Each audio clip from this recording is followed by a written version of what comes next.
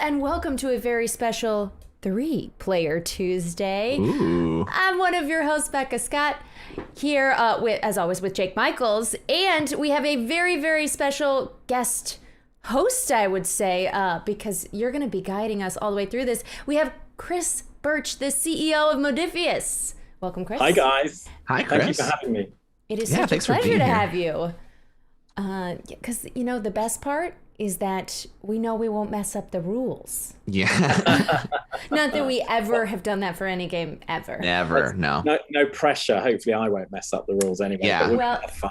if you do, we can call it canon. If you do, you only have you to report to about It's going to be the Chris Birch variant if we do. it. Yeah, absolutely. So you are in the UK, so it is, let's see, 8 hours later for you. So thank you for staying Yes. up what could be late. It's 8 o'clock in the evening. This is early for me, trust me. That's bedtime for me, so Oh, I appreciate you. And hello to everybody watching live in the Good Time Society Twitch chat. We got A Pantaloni, Nightcat Not a Bot, and other friends joining us, so feel free to say hello. And if you're watching on YouTube later, well, hello to the future. We love you Hello. too. We just can't name you. All right. Shall we jump on into the Tabletop Simulator? I think we should. I'd love to see this thing. Very excited. so the guys have done a lot of work making this look pretty, and there's some really cool stuff going on in here. This is very much a stripped back version of the game, so there's a lot less cards, but enough to give you a real taster. And you can go and download this right now if you've got Tabletop Simulator. The mod is free to download, and you can try the game at home and see what you think. Oh, sweet. It's in the workshop for TTS? Sure, yeah. Great. It's the Skyrim adventure game in the workshop. I think it's been on the front page because people have been downloading it so much. And there's lots of value in it. There's like a tutorial in here that will teach one person the rules, or you can just dive straight in and either play the main campaign or the main chapter as a solo or up to 4 players. Or alternatively, you could just get Chris Birch to teach you himself. Is there a sign-up sheet we can get for you online? Should we somewhere? call the customer service number? Yeah, my rates are very reasonable. So I think one of the first things we should do is pick a character for you. So the base game has 6 characters, but we've got 4 here in the demo, and I don't know if you've got a preference. So over on the left, you've got the High Elf, or the Ultima, who, as you can imagine, has got some kind of cool skills with magic. You have got next the Nord, who is clearly the tank of the party. You have got an Imperial, Ooh. a bit of an all-rounder, but in this case, she's pretty good with drawing treasures. She gets to often draw 2 and pick the best one. And then, of course, there's the Khajiit, many people's favorite, who is the absolute ninja at sneaking and getting in that first attack. Right. Enemies. Excellent. And Now, these I are- noticed there's a lot of female characters. Is this because in this version of the game, you've realized the real root of all power? Of course, yes, absolutely. Well, actually, each of the character cards are double-sided, so you can pick. So male. superior side and inferior side is what you're saying. There we go. Well, all the abilities are the same. The miniatures that you come with the game are, like, for example, the High Elf is the male High Elf, and the Nord is the female. And in the miniatures upgrade set, we have another set of miniatures of alternate sculpts. So you can just pick and choose the one you like and any preferred gear and costume and so on. Well, I'm sitting in the Nord seat. No, Jake. Oh, you want Nord? I want the best Chris. That's the best Chris right there. Yeah. You take whatever Chris you need. We can swap seats, absolutely. That's a Hemsworth for sure. So can I have the Hemsworth? Sit in the yellow seat there. Yes. Yeah, go for it. Thank you. Not to be demanding or anything, Jake. If you really want the Nord, I guess you could have it. No. It's just We'll have a meeting about it later. Yeah, I'm just still upset about Twilight Imperium, so I can't give you this. As you should Oh, be. dear. It was rough for her. Jake, are you going Imperial? Yeah, I'll try Imperial because I won Twilight Imperium, so Don't. that's You're not where I allowed to live. say that phrase. What, one? All right, that was the last we'll speak of it. That's a story for another day. Okay, so now we've got your characters. We're going to run through kind of just the real basic setup. We have a card here which introduces the story called Tainted Haven. Now, this is the first chapter of 6 chapters. There's 2 campaigns in the base game. This one is set 25 years before the events of the Skyrim video game. So it's a bit of a prequel. Ooh. You're going to find out what happened to the Blades, this really, really awesome, powerful organization that we're fighting to protect the Empire. So I'm going to dive right in and tell you the story. So it is year 175 of the 4th era. The Great War rages across Tamriel. A group of young Blades recruits go on their first mission, a patrol around the forests of Cyrodiil. A Thalmor ambush catches them off guard and they barely escape alive. Upon returning to their camp, they find it desolated. The Thalmor have been here. Cyrodiil is not safe for them anymore. They escape to Skyrim, far from the Thalmor's clutches. Now in Skyrim, the Reachmen have conquered Markath, and tensions with them and the Nords are rising. That's me. Tensions with them and Becca. This is an example of a card that kicks off the chapter, so there's no special rules. Something that's really important here is if a main quest card reaches its threat limit, which is this little symbol, the chapter is lost. Now, that doesn't mean the game is over. What that means is the game carries on, but it's going to get harder. You're not going to see the rest of this chapter, this let's call it a scenario. You will move on to the next chapter, and the world is going to get harder around you. So we believe in failing forward. At no point does the game end. That's it. Put everything back in the box. It's all over. Go home and think about how terrible you are. It just keeps going. It's always going to be fun. In our setup for this, you had mentioned to us before we started rolling that a lot of the adventures are failing forward, possibly, right? Is that you can lose a chapter, but the adventure still continues. Absolutely, yes. Now, some the main quests, which are like this is a kind of main quest on the right, have a black color to them. If you fail one of those through threat, which is our kind of like a timer, forcing you to lose it, then the chapter ends and the next chapter will start. But if you just fail the challenge, you always fail forward. It's always like you just don't get the rewards, but there are consequences. There's always a consequence to a choice in this game. And the game, think of it as a living, breathing game that is going to learn from your choices. There are something like 600 numbered cards in this game that start to populate the game's decks as you make choices. So new event cards come out, new dungeon cards, new wilderness and town encounters and treasure and all kinds of stuff. Okay. And what comes out is based on the choices you make all the way through the game. And often the game will now lose cards. Characters will die. Things will be destroyed because of your actions. And that has far-reaching repercussions all the way down through the 6-part campaign. Wait, so this is kind of got a legacy element to it. That's right. It's unlike you don't destroy, you don't rip up the cards. So right at the end of that campaign, the 6 whole chapters, you could go, let's start again, because I want to do the other starting story and I want to play the Khajiit instead. And so I describe this as imagine you're on 4 sides of a pyramid and we're all trying to get to the top for this first chapter, this first of 6 parts of the story. There's a big finale at the end. But how you get to the top of the pyramid is up to you. Do you go left? Do you go right? Do you go up in the middle, but then go right? There are so many decisions to make on the way up that you could come back and do the same story and see a whole different route play out, a whole different storyline. Or you can go and start on the other side and see a completely different story. So as you can imagine, it's not infinitely, but immensely replayable. You can just spider web of options. Yes. And the endings aren't so secret that once you've seen it, you know the secret, and it's not going to be fun, because sometimes they can vary. Did you all choose to support the Stormcloaks? Did you all choose to support the Imperials, or a bit of both? So there's all sorts of interesting ways the game can play. But let's get started, because I'm sure people want to see what happens. Yeah. To you. So, as every good game of Skyrim starts with some dude sitting in a cart or a girl in a cart on the way to Helgen to be executed and then getting chased by a dragon, right? So this can happen to you here. There's no change here.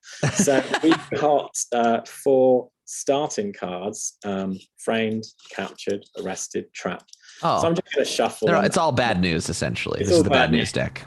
So, Becca, why don't you pick? Just shout stop. Stop. You were arrested. Uh-oh, Becca. Uh-oh. I knew it. Wouldn't be the first time. Well, we don't talk about that publicly. It's legal record. Record. Okay. Well, enjoy finding that mugshot of me in a Marilyn Monroe costume when I was 20 years old. All right, Jake, it's your turn. Stop. You were trapped. Yes, of course. Also me in a Marilyn Monroe costume. Great. Okay. So we're just going to give you start with a couple of plant components. We have 3 types of components in this game. If you played Skyrim, you know there's tons of components. So we didn't want to make Skyrim the accountancy game. So we've settled on 3. So we have plants, we have soul gems, and we have ore. And they're all used to upgrade your equipment, to make potions, and help you with skill tests. So I've put this first player marker, the black marker, on the Nord. So why don't we start with Becca? Why don't you read your story of being arrested? I would love to. In a Chris Hemsworth voice, or he's English. I can't do that with an Englishman around. It's rude. For months, I've been rebuilding my life in Windhelm. One day, guards break into my home and arrest me for no apparent reason. I'm thrown into an empty cell and left there to rot. The guards show up drunk at night, celebrating my capture. One of them falls asleep close to my door. I can see the keys poking out of his pocket, and while he is asleep, grab them. I escape through the Windhelm jail. My path takes me to the barracks, where one of the guards who arrested me sleeps. I search through his belongings until I find a mysterious note. Huh. Objective: flip this card. Ooh, you can do this. You can do this. Like, hey, am I win. allowed? Or do I have to achieve? Oh, I just thought the objective was to flip the card, and you succeeded. Thank you. I think I did, and I will continue. To all Windhelm guards, dangerous... Oh, was I allowed to flip? Yes. Oh, okay, yes, sorry. To all Windhelm guards, dangerous criminals are living in your midst. Their names are behind this letter. You must find and capture them. You'll be handsomely rewarded. Moiva Karnai. On the back of the letter, I find a list of names of blades, mine included. You're a blade? That's right. Place your figure in Windhelm. Option 1 will get assistance to find Moiva Karnai, even if it's costly. Choose 2 equipment cards and plus 164. Green symbol? That means we draw card 164. Awesome. Or option 2, I'll seek the assistance of an information broker to find her. Choose 2 equipment cards and go to 166. Let's see. So 1 might be expensive. 1, I'm just going to go straight to the information broker. Let's go with option 2, 166, and 2 equipment cards. Okay, I'm going to go pick up that card for you. This is your first proper quest called Runaway. So first of all, let's go and get that equipment for you. And then we'll come back to this card and have a look at it. Just if we go to the top of the board, I've laid out the starting equipment for you. Awesome. So you have a whole variety of choices, and you can pick and choose whatever you want. You've got 2 cards. You might want to pick something protective like iron armor, something vicious and dangerous like an iron battle axe. You might decide to be a Nord who's got a spell and novice robes. It's completely up to you. Something to note, actually, the Nord's player card, if you just have a quick look, has each of your cards has a kind of always on ability. So that first ability called Battle Cry can take lose a point of health to attack without being attacked, basically. And then you know that later on, if you learn, and you can see these color blocks, if you learn the two-handed skill, you will always do 1 point of extra damage. If you learn smithing, your upgrades will cost 1 less ore. So that's probably a good hint that you want to take a two-handed weapon, but nothing is forcing you. Got it. Okay, go two-handed. Is there anything that losing the health would be helped by one of these equipment? Well, you would definitely lose a point of health in the dungeon, in the fights. Now, if you want to be more like the tank, the iron armor is very good. Yeah, you've got this one. I'd say the battle axe is a good choice. And if you want to, we're going all iron, baby. All iron, all the time. Let's pull those down, and I'll bring them down for you. Delivery.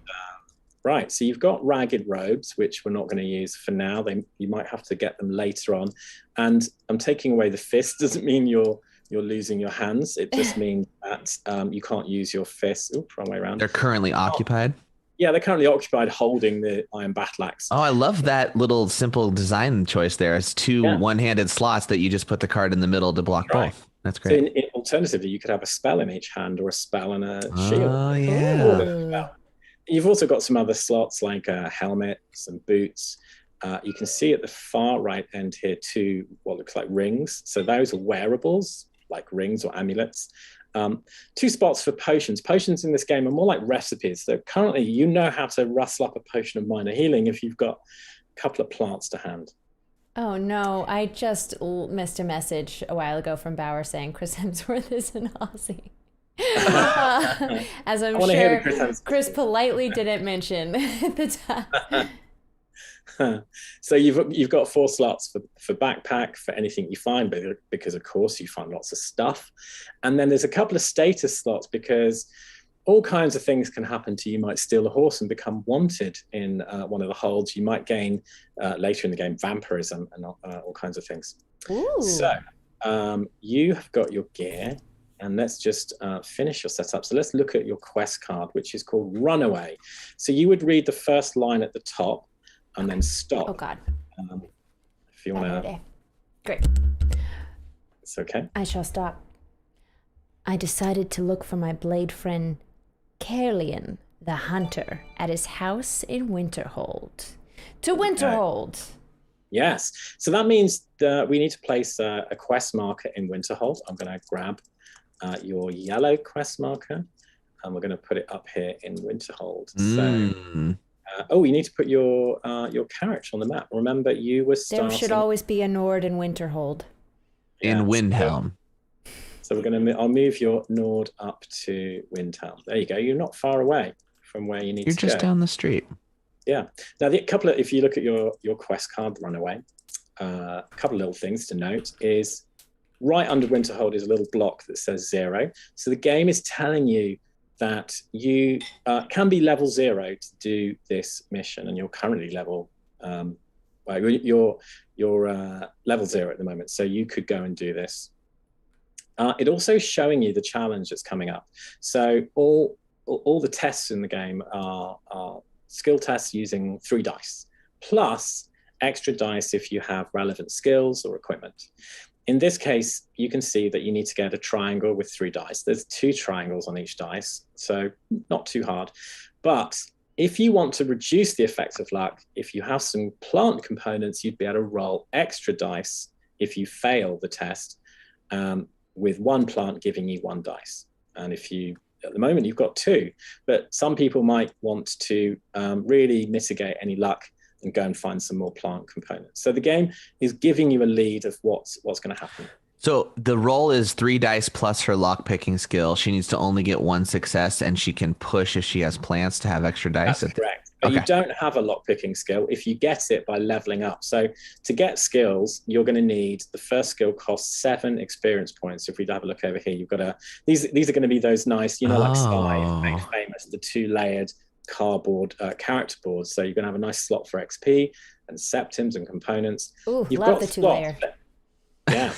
Exactly. You've got slots for 8 skills of any kind that you want to add every time you get. So you're going to get 7 XP, you get your first one, 8 XP, you get your next one. Every time you gain a skill, you also push up one of your abilities, your stats. So your health, stamina, or magicka can increase one. Nice. There's a little track across the top here. Now, that's not your level. Your level is how many skills you've got.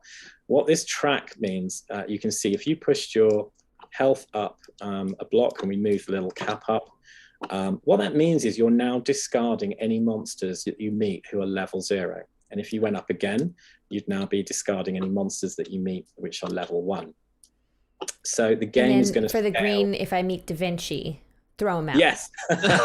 That's right. So and you've had the choice of which you want to upgrade. Do you want to increase your stamina, your magicka, because you will use, for example, stamina you're going to use for attacks, magicka spells, health, of course, is damage. But if you take it, as you remember, your battle cry, if you take a point of damage, you can stop the enemy attacking you, and you get to attack them without being attacked. So there's all sorts of choices to make, which is going to get quite hard. Okay, so we've got your quest set up. You're good to go, Becca. So we're going to move over to the Plucky Imperial. The Plucky Imperial. Yeah. My name's Jody. Hi, Jody. Hello. Hello, I've been Jody. trapped. Narintz, a traveling explorer, hires me to protect her while exploring some ruins. The place is quiet, yet it makes me feel uneasy. Deep in the ruins, she, of course, pulls a lever, and a cage falls right next to me, failing to trap me. We both silently stare at each other. Her disappointment is palpable. Mine, too. It takes me one strike to defeat her. A note falls from my attempted captor's pocket as she falls. Ooh, she almost got me. Nice try, Narintz. All right. Narintz, it's been too long since we last spoke, and now I come to you asking for assistance. I need you to keep some people secure in your ruins. Boy, they even put the quotes there. That's nice. Their names are on the back of this letter. I will give you what you've always wanted if you do. Moiva Carney. On the back of this letter, I find a list of the name of blades, mine included. Jody, with stars on it and heart symbols. Place your figure in Whiterun. Okay. Yeah, so you're starting in the center of the map. Yeah. Excellent. And now you have a choice. Right. 2 options. I can recruit a mighty warrior to help me find Moiva Carney. I can choose 2 equipment cards and then go to 168. Or I'll reach out to someone wiser than me to help with Moiva Carney. And then I also choose 2 equipment cards and go to 170. You know, I love a party. So let's get a mighty warrior to help me. Let's go option 1. 6, 8. Now, out of interest, sometimes these options overlap. And if you had also the same choice there, what would happen is you'd pick the next number up, 169. And what that means is that if Becca had chosen 168 before, that she's affected your fate, your future, by her choice. So the game interesting. The world is learning from your choices, and it sends you down a different path. Someone recruited my handsome warrior first. Is what? Yeah, I get you. Okay. Okay, so you're heading to, you're heading to Morthal. So I'm going to get, let's grab you a quest marker and put it over on Morthal. Again, you're not too far away. Let's have a look at your card. You can also be level 0 to do this. And then you can see down below that you've got a challenge to create a distraction. You're going to be trying to roll 2 circles. There are 3 of those designs on each dice face, so it's not too hard. And if you had some soul gems, you would be able to roll more dice. So again, you could just rush in there and do it. Or you could prepare and try and get some soul gems. And there's lots of ways to do that. The other thing we didn't talk about on the top right-hand corner of the quest card is you can see there's a 4 in this threat. This is the threat level it can take. So this means it can take up to 4 threat before this quest card fails, which is an end game result, as we saw on that very first story card. If a main quest reaches its threat limit, the chapter will end and the story will move on to chapter 2. And threat is, what is that in the game thematically? Is that just too much suspicion, or? It's like there are things happening elsewhere in Skyrim. This, you are not on your own in this plot. Right. There are forces at work trying to kill off the rest of the blades. There is a plot unfolding, and unless you can stay ahead of the plot, then cages are dropping all around me. I have to get going. That's right. I get it. Now, some people might think, oh, but wait a minute, I don't like timers, and actually you have complete control over this, and the game encourages you to get distracted, as we all do when we're playing Skyrim. I know anyone who's played it straight through. I'm glad they kept that theme in the board version. Nice job. Exactly. So if you get more quests, you can have up to 2 personal quests, which are a different color, and they also absorb threat. But also, if you look at the top right-hand corner of the board, we've got all the towns marked. Oh, look at that. So I won't go into too much detail, but these symbols tell you which of the market decks you can buy from and sell from in each town. They also tell you which of the components might be cheaper or more expensive in those areas. Mm-hmm. But on the right-hand side, you can see each town can take 3 threats. The first one, and this represents the world degrading around you as this whole plot is unfolding, and it's your choice. You can put threat here instead of your quests. So the first threat will make the market inaccessible. You can't buy and sell there. The next threat, they've shut the gates. They know stuff is happening and they don't want any visitors. So you've got to bribe your way in with 5 septims. And the third threat is this town is in chaos. It's rioting. It's now generating threats. So you have the choice to put threat up here on the towns and possibly make your life difficult when you realize you've got to go there. That's happened before. Or to place it on your quest card.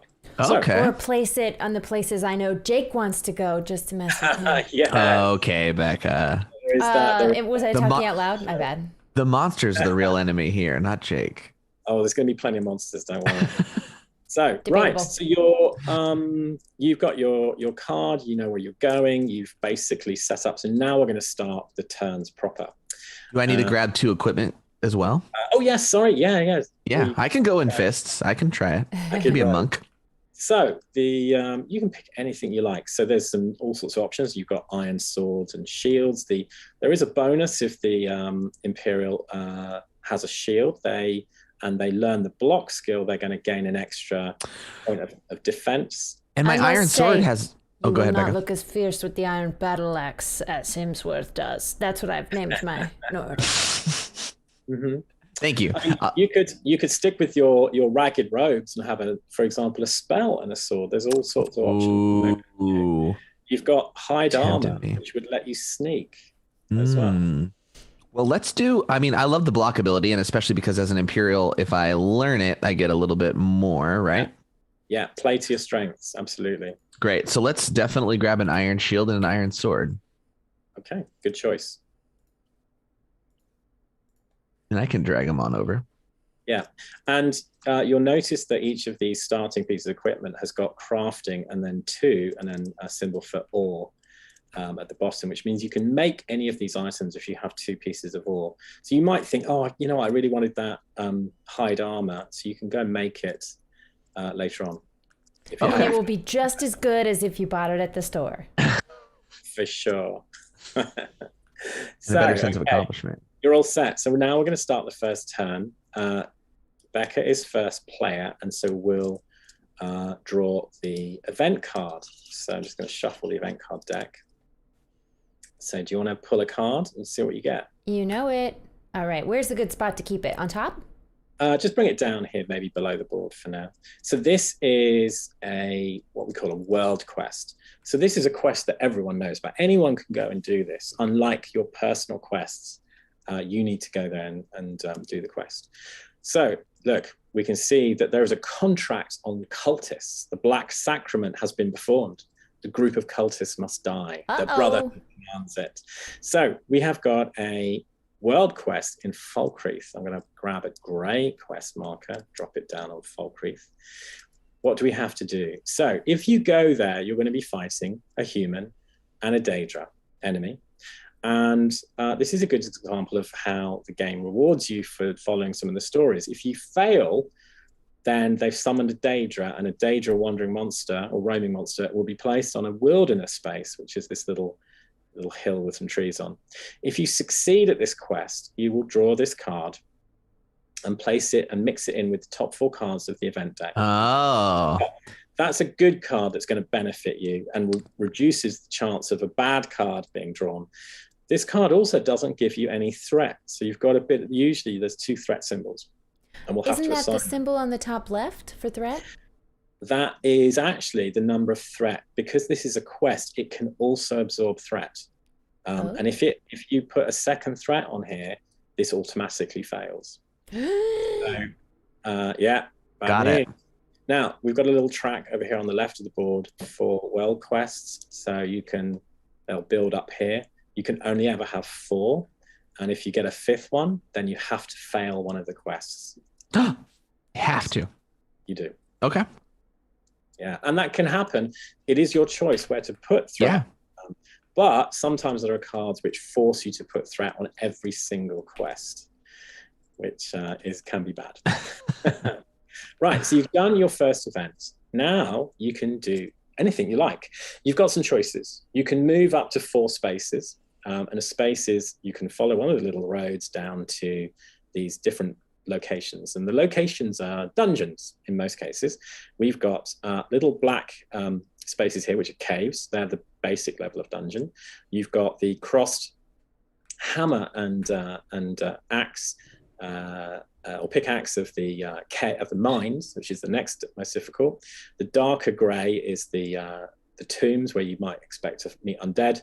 Then we've got ruins, where you often get Daedra, and of course Dwemer cities, the ruins of Dwemer cities, where you're going to encounter the Dwemer constructs and much more. So the other area to go is, you can see these little green spaces, which are wilderness spaces. You can meet some interesting characters there that will give you personal quests. There's a cave in the middle of the 2 of you. Why don't you do a dungeon and see how that works? And you're going to get some treasure and rewards from it. So it might be a good choice. Okay, you think go dungeon rather than go towards my quest in Winterhold? Well, you could. I mean, I own the prize. I never have ever gotten distracted in any game away from the main quest. Yeah. So that was my instinct. But if you think there's good stuff in this dungeon first, well, I defer to you. It's your choice. It's your game. We're going to the mining town here. And do I have a movement of 2? You want to go to, so if you go to the mine, it's the next most dangerous dungeon. Might be a bit risky. Oh, okay. So you can go up to 4 spaces. So if you, for example, you could meet at this cave here, or you could go and do your quests, because both of your quests are 0 level. But if you were to pick up a few more resources on the way, it would give you more chance of success. Got it. So is there a way to see a scale of easiest to most difficult in terms of the dungeons? Yeah, you'll get to know that very quickly. Caves are always the easiest. Okay. We're going to the cave. Mines are the next hardest. Tombs, and then which are the grey, and then ruins, which are the pale cream color, and then Dwemer cities are the worst. Now, Dwemer cities are the worst. Oh, they are. But each dungeon, if you mine it too much, if you go into the same type of dungeon too much, you're going to start seeing the harder and harder denizens come out to face you. I see. Well, so Jake, you could also move. You all move at the same time together. Oh, really? We all have a move step? I mean, I think cave is the same space I want to go. Now I can skip a space, right? Because I have 4 movement. You could join the Nord in the cave, because then you can do it together and you have more chance of success. And you share. Ooh. Hello, Nord. Oh, hello. What was your name? Your accent is rapidly changing. My name's Jody.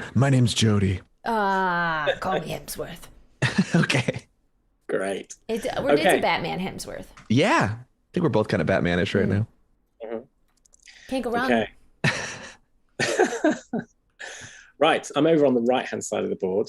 Combat area. So just above here, there's a little card, which is called the Dungeon Challenge. It's Campaign 1, Chapter 1. And in this, you can see what you're going to face in each type of dungeon. So this is a good reference. And as you can see, the cave is going to set you against 2 animal encounters, whereas the mine is going to be a human and animal all the way down, and then tombs are an undead and a human. Ruins, a human and Daedra, and then you've got dweller cities, a Dwemer and undead. So they get, as you can see, they get harder and harder. Later chapters will have more and more encounters and more difficult combinations. So we know we've got 2 animal cards. Here you go. Think of these as rooms of the dungeon. Each of these is a room, or maybe it's the, in a whole area of a dungeon. This is the hardest thing you've got to face in that area. All right. Are you ready? It's going to be really tough. Yes. I got my sword and shield out. You've got a little mud crab. Oh no, I'm allergic. Ooh, adorable. We instantly try to befriend the mud crab.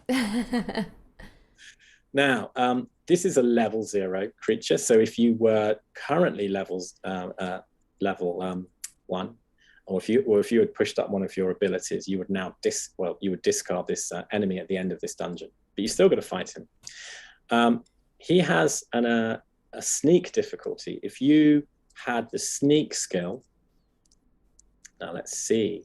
Well, the Imperial, you've still got your ragged robes. You can sneak. So what do you know? You are.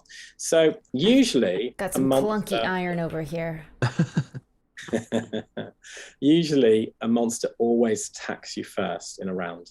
But because you've got sneak, the first time you enter a room or an encounter, you can try to attack. Yeah. So I wonder how successful. You always roll 3 dice for a skill test. And you can see on the ragged robes, it says sneak 1. So you add up any instances of the word sneak. In this case, you've only got 1. So you're going to be rolling 4 dice. And you are trying to get the mud crab's sneak difficulty, which is the one circle shape. So very easy. But I've seen terrible dice rolls. Yeah, I was going to say. Not here, not today. Don't jinx me. Oh. Here we go. Oh, you did it. Yeah, very easy. Now, what does that mean? So when you successfully sneak, you don't have to actually roll to attack. We let you choose any one of your attacks to damage the mud crab. Oh, it just essentially, it automatically hits is what it affects. Yeah. Because it's you've already rolled the dice. Okay. So you could do a swing, which will do 1 yellow damage, or you can do a slash, which does 2 red. Both of them cost a point of stamina. The big thing with damage and armor in this game is there's 3 colors of damage and armor. You've got red, heavy armor and red, heavy damage. You've got yellow, light armor and light damage. And you've got purple, magic armor and damage. The secret is don't do the same color of damage to the armor because it will absorb it. Understood. And his armor class on the mud crab side is located right here on the left there? So this is both his armor type and how many wounds he's got. So he's got 2 red armor, 2 wounds. And so you want to be doing yellow damage, really. Right. Okay. So because it's such a small number at the moment, if you did 2 red against his 2 red, you'd think, well, wait a minute, that absorbs it. But you always do at least 1 point of damage. So it actually doesn't matter. If you do 1 yellow, you'll do 1 point of damage. But if you were doing 3 red, he would deduct the 2 red and you'd only do 1 point of damage. If you did 2 yellow, you would kill him outright. And he happens to just have the same amount of hit points as he does armor points. That's of Harvey. Yeah. And great. And the last question is, my ragged robes have a sneak with an additional attack. Is that a die or is that more damage for a swing? That's actually your armor. So if you see... it's what it absorbs. Yeah, so that's your armor. Yep. So you've actually got 1 red and 1 yellow armor. So you can absorb up to 1 yellow or 1 red. Okay. Well... Then let's definitely swing. We got to swing because that's going to deal real damage to him that he won't absorb. So he takes 1 damage. Yeah. And you reduce your stamina by 1. Okay. Will do. And then it's over to Becca. So she's time for her to show who's boss to the poor little mud crab. Oh, the mud crab still? Oh, he's still got 1 point of health. Okay. Yes. Now, you can't sneak. You can't sneak if you've got heavy armor, and you need at least 1 point of sneak ability to do so. So enemy always attacks first. So Jake, do you want to roll the dice for the mud crab? Nothing would give me more pleasure. Don't enjoy this. There's a different symbol. It's the red dice here. Oh, it's just a single die. Yeah, there's a different design on each face. So you got the crossed swords. If you look at his card, he doesn't have that symbol. Ooh. He only attacks on a skull or an axe. So the mud crab misses you. Whew. So, Becca, it's your time. Okay, let's check out my board. Okay, yeah. I've got my iron battle axe. Of course, it's going to cost me 1 green stamina. I'm going to swing it to it. Oh, no, we got to chop. Well, overkill. Here's a good, again, you've got choice. You could, if you needed to do a lot of damage, you could do 4 red, but you would need to roll a diamond. There's only 1 diamond on each of those 3 dice. So that's quite hard. But the easy roll is only 2 of the circles that you need, and you can either do 2 red or 2 yellow. In this case, you actually only need to do 1 damage. So I would go with the simpler roll. Easy. More likely to succeed. You need 2 circles. And you said I default to 3 dice. Jake just got 4 because of his sneak. That was sneaking, yes. So normal combat. If you learn the 2-handed skill, that will give you an extra dice. Oh, I have to learn it? Didn't just pick it up and know how to wield? Yeah. Hey, we got it. Nice. It's crab meat for lunch. So he's gone. My favorite. Now, the benefit of you both being in the dungeon together is there's a reward at the bottom of the card, which is 1 XP. Hey, I like XP. Yeah, so I'll grab those and put them on your board. You remember, you only need 7 to level up. Mm-hmm. So you're on your way. Okay, so you now, Becca, you would have spent a stamina to do that attack, but actually at the end of the encounter, you regain any of the stamina or magicka that you've spent. Awesome. Not health, though. So, Jake, you're going to get that stamina back. Now, this is the end of that encounter, but not the end of this dungeon, right? It's just the end of that room. Got it. You don't get any health back whilst you're in a dungeon. Right. So that is the risky part. You have got potions that can help you. Mm-hmm. And there are various powers that will help you regain health as well. So we're moving to the next room. What have we got? A skeever. Those skeevers. Skeever, yeah. Ugh. He's got, or she's got 3 yellow armor. Oh, no. A bit more armor and a different color. Now, the Nord, Becca, has just gone. So cannot act first. So it's back to Jake. And this still has a sneak value, right? So I can do the whole sneak attack once more? You can, yeah. Yeah. Well, let's do it. Let's roll some bones here. Difficulty is also one of the circles. Success. You did? Okay, so now pick an attack. Remember, it's got yellow. Oh, yeah. We're definitely going to do the old slash, which deals 2 heavy.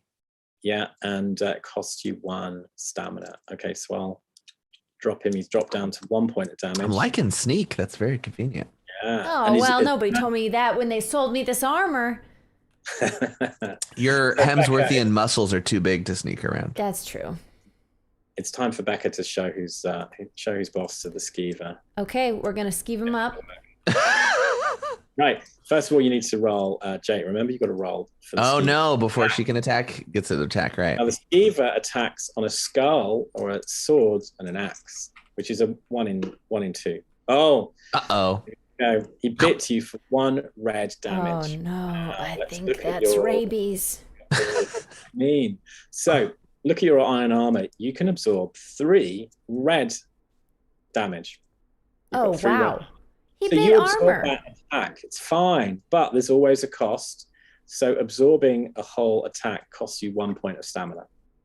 I'm okay with that. So it stops you just like constantly just sitting there like a tank and absorbing it and not having to worry. Right. Okay. Right. So now you can attack. What's he got? He's only got 1 wound left. Like someone keeps doing all the hard work for someone. So. Hey, we're a team. Got it. You did. You got it. Well done. So you would spend a point of stamina, but it's the end of the dungeon, so it doesn't matter. He's gone. And you both get another experience point at the end of the dungeon. They call me the Mud Crab Killer. Yeah.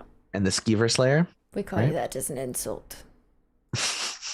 Now, here's an interesting bit. So, sometimes there might be rewards for killing the creatures, but there is a reward at the end of the dungeon, which is to draw a treasure. Now, usually I'd say the person who killed the monster should draw the treasure, but there's a very good reason for the Imperial to do so. Have a look at Imperial Luck. Ooh, Imperial Luck. When drawing a treasure card from the BA or Dragon deck, you lose a health to gain a quest card. Is that right? No, to draw 2 cards, and then you can pick the best one. So that would mean it would cost you a point of health, but you regain your health at the end of the dungeon. So the only reason this would not be able, you wouldn't be able to do this, is if you were down to your last right. Okay. You would die. So, but you know, it's like, hey, my love, here's that treasure.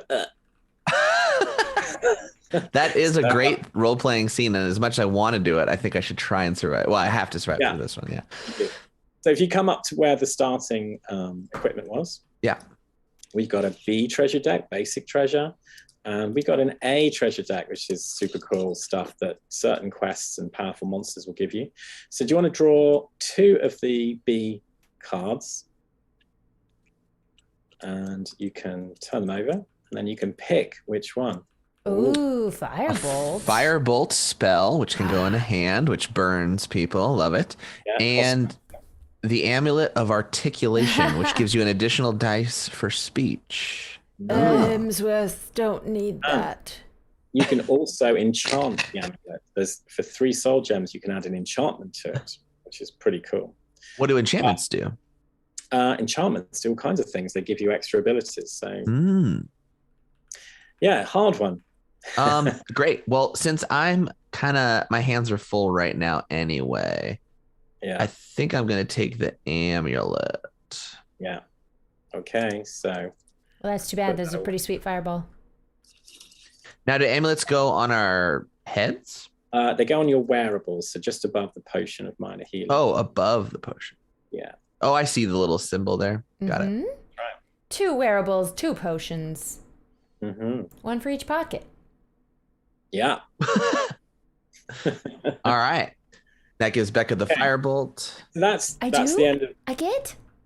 No, you don't. No. No. You took the only treasure, Mr. Lucky. Oh, I'm sorry. Well, if I sell it, I'll give you a gold to the proceeds. That's very generous. It is. Right. So we're gonna reset the dungeon deck. So if you have a look, I'm just gonna basically take the 2 creatures you face. We're gonna turn them over. I'm gonna take the top card of the animal deck and shuffle those 3 cards together and put it back on top. So now you know that maybe there's a skeever and a mud crab in there, but it could be something worse. So the game is skeevers all day. Yeah, you could. But and also, as you get more powerful, the rewards will get better in the mines and then better in the tombs and so on. So you want to start fighting more and more difficult creatures. So there's stronger beasts in here, I assume, at the lower. Further down the deck, the decks are stacked from easy to hard. So as you level up, you're going to be discarding the easier creatures, but also as you go into each dungeon, you'll be shuffling the top card in with the cards you face, and that might bring up harder creatures as well. Got it. Gradually evolving with you. So that's the end of the first turn. I'm going to move the first player marker over to the Imperial, and it's the next turn. So Jake, why don't you pull an event card from this top deck? Yeah, that's it. What do you get? We got. This is Horse Thief. Interesting. This is an active event. This event is going to remain on the board until it's replaced by another active event. Now we have to take 2 threats. And it's also telling us there is a quest. Well, not a quest. There's an event in Windhelm. So if you go to Windhelm, then you can gain a horse. Horses let you move an extra space every turn. But as you can imagine from the title of the card, thief, there's probably a consequence for gaining. So the event isn't necessarily that a horse thief is there; is that there's a unguarded horse, and we can become the horse thief. Yes. Okay. Either or, to some it's one kind of alert, to others it's another. Yeah. It's an opportunity. And the horse didn't want to stay with his owner anyway, did he? No. So this stays here in the active event space. As when another active event comes out, it's a kind of limited opportunity. Sure. That horse will run away eventually. Yeah, of course, of its own free volition. Yeah. I mean, I imagine it's just not tied up, and that's why it's being broadcast that it's available. Yes. Someone's told you, hey, I heard there's this really cool horse in Windhelm. Okay, so we need to take some threats. Would you like to, you now have the choice of what to do with this threat. Your choices are to split it between you. For example, you could put one on each of your quests. One of you might say, it's okay, I'm close to doing my quest, I can take it. When you complete your quest, any threat on the quest goes away. You could put a threat on that world quest, the cultists event. You could put some threat on one of the towns. Yeah, I think I want to just stash it on the towns right now. Sure, why not? Yeah, why not? Where are those threats? Oh, they're down there. Cool. Guess what? Solitude. It's not so solitude today because the market's closed. Now, I assume closed means the market is also closed, but you can at least get into the city to complete quests. Yes. You can, yes. Yeah. I mean, we don't actually have the market deck in here, but you wouldn't be able to buy any components either. And you can repair or help the towns recover. It's 5 septims for every threat token on the town. So it's not the end of the world. You can fix it. If you later realize, oh gosh, now I've got to go to that town. Yeah. Okay, that makes sense. I would never want to go to Solitude. It sounds like a very lonely place. I've put a 2 threat on the old unstable column there, so I think we're good threat-wise. And we draw an event at the top of every turn, is that right? First player draws an event. Got it. So now if you were playing solo, you only draw an event every other turn. So it gives you a bit more of a breather. Okay, now you need to decide what to do. What will you do in this cruel and unforgiving world? You are both within reach. You could both move to your quests. There's also the horse in Windhelm if you want to try that. And also, for example, Jake, you could risk doing your quest without some soul gems, but if you did have some soul gems, it would just give you a little edge. Yeah, and So go on. I was gonna say, assuming that I get those within dungeons, essentially, right?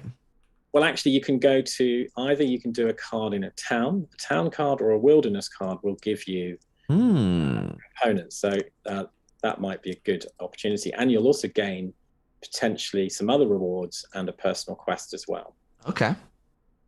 So the Nord potentially could go and do her quest right now. She's got a couple of components, so she's got a chance. You're going to go for the horse? Well, the Nord was on her way, but then she just had to stop through Windhelm, and this horse was just free horse. Begging to be ridden. Free horse.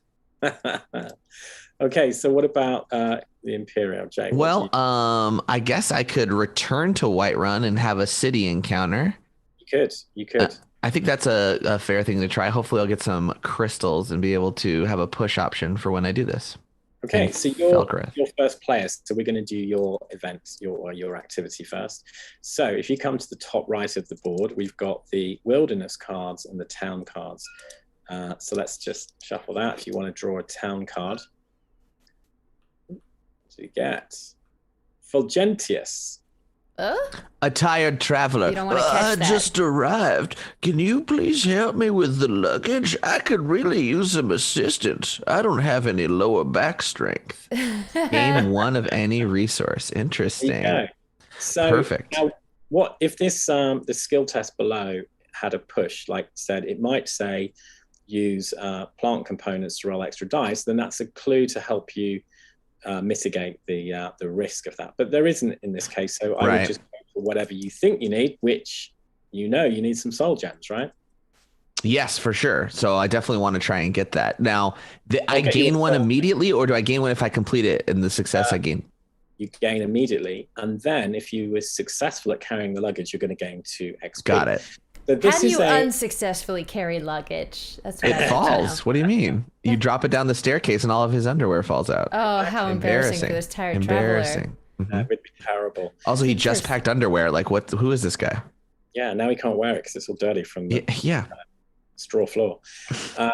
So you need to roll a stamina skill test. And what that means is you roll as many dice as you've got stamina, and you need to get, it tells us, 2 triangles, 2 of the Imperial. I currently have 5 stamina, is that right? That's right. So you roll 5 dice. All right. And I lift with my knees for a 6th dice. Exactly. Now you can't push this test. So the result is the result. Okay. I think I can do it.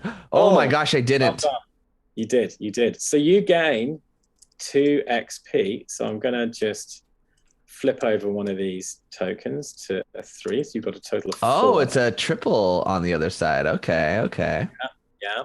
Now, is that your favorite kind of component? You got really excited about that, Jake? I like smoothness in design like that. Okay. Multiple purposes. Okay. So you could now let Fulgentius return to wandering around the town, asking people to help him with his luggage and getting other rewards. Or you could take Fulgentius's quest, his personal quest, which means we discard Fulgentius forever. He's gone away, and take card 126. Otherwise, he stays out. A bellhop. Yeah, otherwise he stays around. He stays around, and then other adventurers come to town. He's like, I need my luggage moved yet again. Yeah. Got it.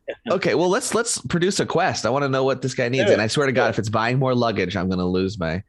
I'm going to drop him in the box. He's gone for good. We'll never see him again. I love your little number deck component here where you just type it in and it pulls it for you. That's really cool. When we first used to do this, you had to right click and search, and the guys figured out this clever little script. That's very awesome. Okay, so I'm going to bring this down to your quest. Now, this is a personal quest. It's a reddish color. And what that means is the chapter's not going to fail if the threat level gets too big on this. Also, there's going to be a little black dot next to the number 126 for those with colorblind difficulties, so they know that this is a personal quest. So you've got a bit of a story there, and if you want to read it. I do. Fulgentius struggles to carry his own luggage. My servant was supposed to meet me here after taking care of some errands. Please check if he's still alive. This happened to me last weekend. Couldn't find my husband, and anyway. Isn't it funny how when our spouses are missing, we just assume they're probably dead? Something awful's happened. Same with Fulgentius. He's like, my servant's not around. He must not be alive. Dead. Yeah.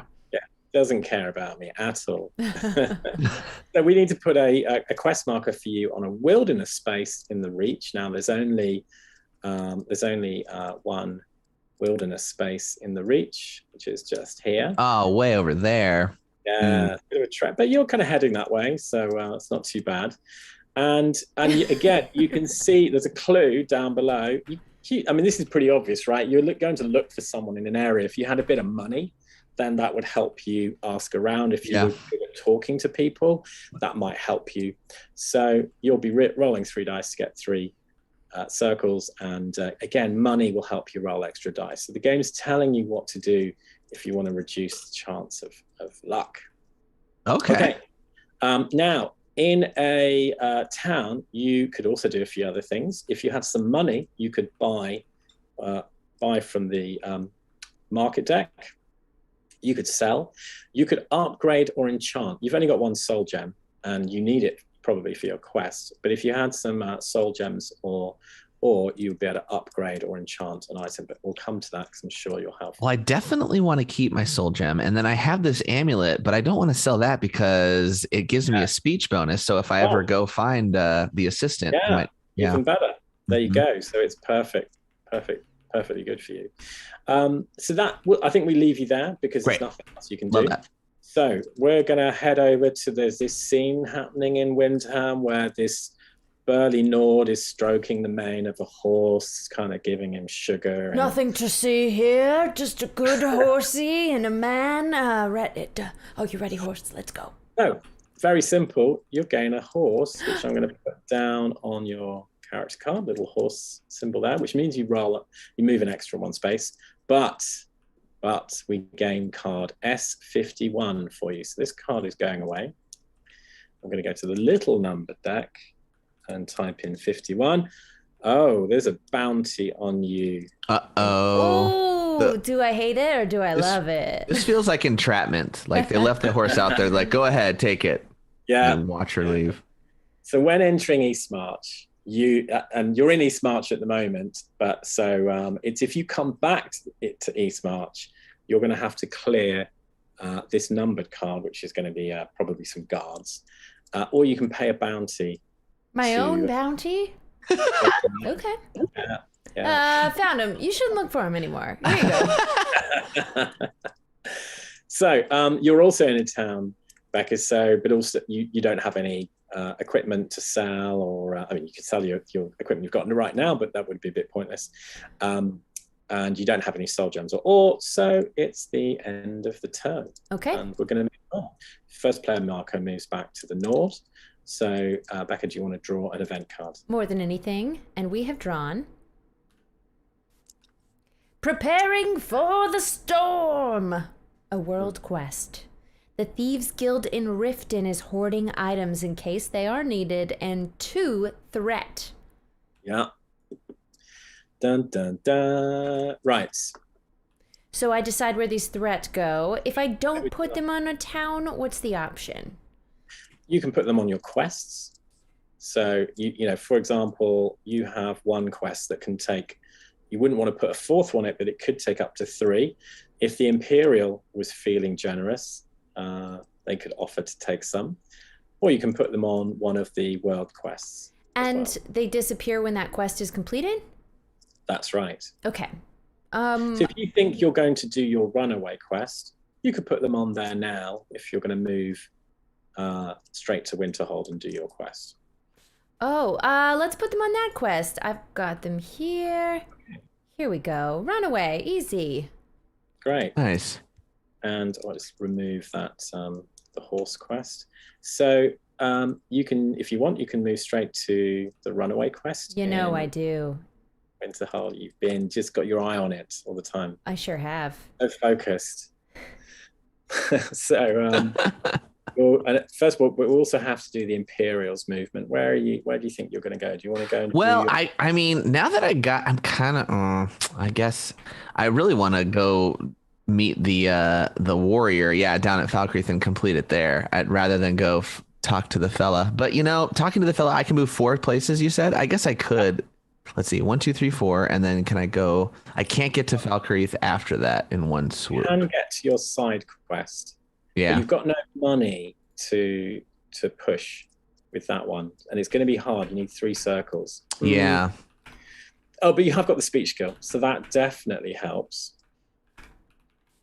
Okay. Well, maybe I try a dungeon by myself, a cave. Is that crazy? Yeah, you could. Or you could do another. That's a step towards solitude when you do a dungeon on your own. Why not? You've got your quest to do in Morthal.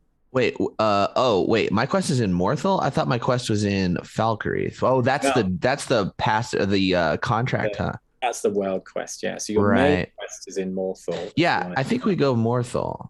Yeah, so that's 1, 2, 3 spaces. Perfect. Okay, we're gonna now you've both moved, we're gonna jump back to the first player, which is Becca. And do you want to read the next bit of your story? The place is empty. A neighbor tells me he left in a rush a few weeks back. Inside, I realize he barely had time to gather his belongings. I look around for clues. Ooh. Objective: open a strange-looking chest. I could roll. Okay. And I need 1 triangle. I could push if I had plant life, but I do not. You do. You've got 2 plant components. Everyone have plant. You do. So I have plant. You've got a decent chance here. How many die faces have the triangle? Only 2 on each dice. So you've got a 1 in 3 on each dice, and you can roll an extra 2 dice if you need to with those plants. I'm gonna go all in. Well, let's do. I'll roll an extra 1. You only roll those if you fail on the main test. So you don't have to risk it yet. Oh, awesome. Okay. So just roll your first 3 dice. Got it. Ooh. Reroll. So now's the chance to push. So I would use 1 component and roll 1 extra dice. Okay, here we go. You can do it. Come on, Nord. There we go. Yeah. The encouragement helped. Okay. So we'll remove 1 plant component. So it wasn't too bad. And now you turn over the card and read the success. Ooh, I opened the trapped chest without any problem because I'm so muscular. Spend most of my days working out. Gain 5 coin? Yeah, 5 septims, yeah. 5 septims and 2 experience. In a hidden compartment behind the bed, I find the note signed by Corellian the Hunter, addressed to any blades who find it. Someone was on his trail and he escaped. The note also mentions Moiva's recent activities. He points at Moiva Karnai and her hideout in an abandoned cave in Hafingar. Mm. Wow. Now, just out of interest, as you can see, if you had failed, you would still read the story and make a choice. So failing the quest doesn't punish you. It doesn't stop you keep playing. But there is a consequence. You see the little symbol there. It's like a symbol of one of the blades with a cross through it, red cross. Right. Just at the top left of the board, there's a little deck called the Blades. Uh-oh. Okay. These are some of the most awesome cards and most powerful cards in the game. They are other members of the Blades who are exceptionally helpful to you later in the game. But if you had failed, one of them just got killed somewhere else in Skyrim as a result of the plot against you all. So the game is evolving based on your failures. And those cards would later get added into the game in various ways. And they are different types of cards that are ever so helpful throughout the game. So there are risks of failure. But as I said, you still get to keep playing the story. The game just gets a bit harder. Luckily, you succeeded. So now you have to make a choice. Will you storm the hideout or hire some mercenaries? Storm the hideout by myself. Okay, or hire some mercenaries. I'm not that strong yet. I think I need some mercenaries. So 174 is my card. Okay, so that threat goes away. I'll get the card for you. Clean hands. Here we go. So we switch out the cards, and you've got a little growing story down here below of all your little quest cards together. So again, now you can take another 4 threat. And what's your story? No need to break into a sweat when I can pay someone else to do it for me. Facts. So Facts of life. That's right. And again, you just got some money, and guess what the push is on the challenge below to hire some mercenaries. If you've got money, you can roll extra dice. Hiring people is always helped by money. Yeah. Mm-hmm. Yeah. You're starting a real criminal gang there, Becca, with your bounty and now your mercenaries. I said, go me Hemsworth. So I'm moving your quest marker over to the cave in Hafingar. So, ooh, it's so far. I wish I had a horse. Oh, yeah. Funny that. Wait a minute. What's that sound of someone shouting for his horse? Ride faster. Go, pony boy. That's what I've named the horse. Pony boy. Great. Okay. So you're both cracking up. Yeah, you've got 4 XP. So you're heading towards a level up soon. So that's the end of the turn, though. So it's first turn. I get a resolve. Oh, sorry. Yes, we missed you. The rumors at the inn. In Morthal, the sword of Marash, the mountain, rests on a pedestal up where everyone at the inn can see it. He's not a blade anymore. Now he serves mead for the people of Morthal. He recognizes me, and when we both celebrate the reunion, high fives. He tells me he is fearful for his life. Someone has been following him for a few nights. He wants to disappear and needs my help. Objective, create a distraction. Okay, so I'm going to light something on fire and hope everybody gets the attention there. Right? Yeah. So it always works. So I got to roll 3 dice plus any illusion skill, which I don't have, for a result of at least 2 of the circle symbols. Yeah. And if I need to, I can push with those crystals. Yeah. All right, let's do it. Oh, you did it. That's it. Success. Marash the Mountain gives me his sword. Wow. And you gain 2 XP. So I'll get that card for you. S20 was the card. Marash the Mountain knows of a Khajiit who goes by the name of Moivia Carnet. Oh, I recognize that name. He met her at the new Nisus Corner Club in Windhelm. He says she used to receive lots of packages from a friend in Elden Root.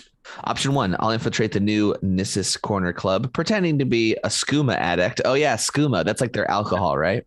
Yeah. And option 2, I'll create a distraction at the club. You know, I'm really good at distractions. I think distractions are going to be my character's theme. So we'll go with 179. Okay, 179. I put the sword there for you. You can have a quick look. Thank you. Oh, it's 2-handed.